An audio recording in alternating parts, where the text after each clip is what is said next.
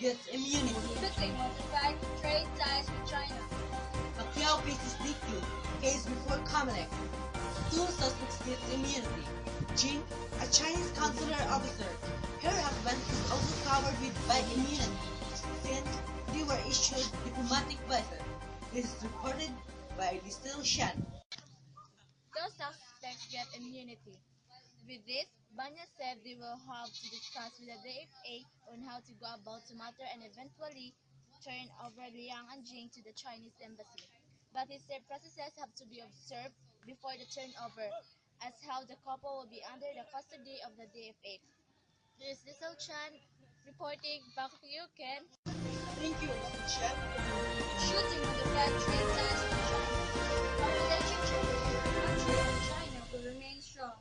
To by Carla Zing. Shooting won't affect trade ties with China. Deputy Consul General Sunshine and Finance Officer Willie were killed Wednesday allegedly by Chinese couple Li Qingliang and Gu Jing while in the middle of the birthday celebration of Consul General Song Ronghua at the Lighthouse Restaurant. One of the suspects is also a Chinese consul. This is Carla Zing reporting. Back to you, Noreen Chan. Thank you, Carla Zing. Pacquiao faces DQ case before Comelec. Manila's senatorial aspirant at Bell, Surigao Representative Emmanuel Manny Pacquiao, is facing a disqualification case before the Commission on Elections, to be reported by Lisel Chan. Thank you, Carla Zing. Pacquiao faces DQ case before Comelec. A certain Ferdinand Zevella filed a petition to declare Pacquiao as a non-serious or nuisance candidate. Zevella, a resident of Makati City, cited that out of 70 session days of the House of Representatives, Pacquiao had the most number of absences with only 7 days present. According to the Omnibus Election Code of the Philippines, an aspirant may be declared as a nuisance candidate if proven that his or her certificate of candidacy is This is Lissel Chan reporting. Back to you, Carla Zing. Thank you, Lissel Chan.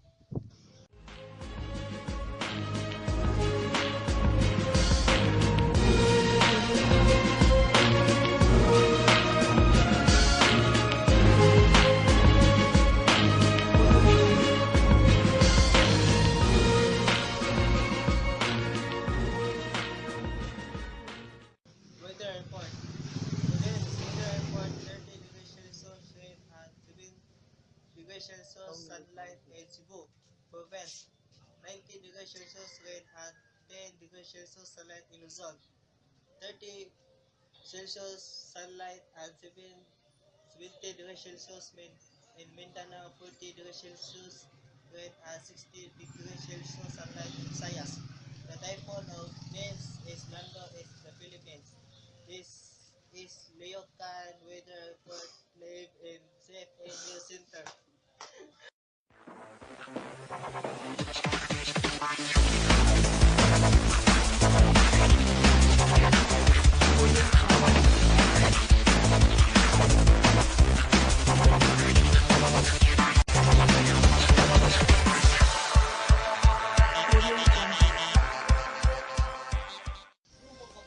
Osayo calls out Harris Park. Los Angeles, Filipino rising star Magnifico. Magsayo, winning his first round knockout. Win last Saturday at the Sub Half Center in Carson, California, against an undefeated Mr. Yadu. Suarez of Mexico faced once former world champion Abner Maris for his next opponent in the U.S. This is report by Jules Wang. Magsayo calls out Maurice in an interview by Pal Boxing JA Thomas at Los Angeles International Airport Monday night before Magsayo and other ala boxers boarded their flight back home to the Philippines. Magsayo decided they want to face the maybe very best unfair decision. The likes of Maurice and WBO World Featherweight Champion Otar Lonkada of Ukraine. Maurice 29-2-1 U15 KO from Nuremberg Montalvo lost to Leo Santa Cruz last August 29 for the WBA Super World Featherweight. That's about the hand impressive starting at victories. Magsayo 20, who had more than 200 amateurs fight cup with 4 gold medals, won in national competition, Harry dropped with 12 victories. No, by knockouts of Sin soaring up from May 2015 to 2015. There's Joshua.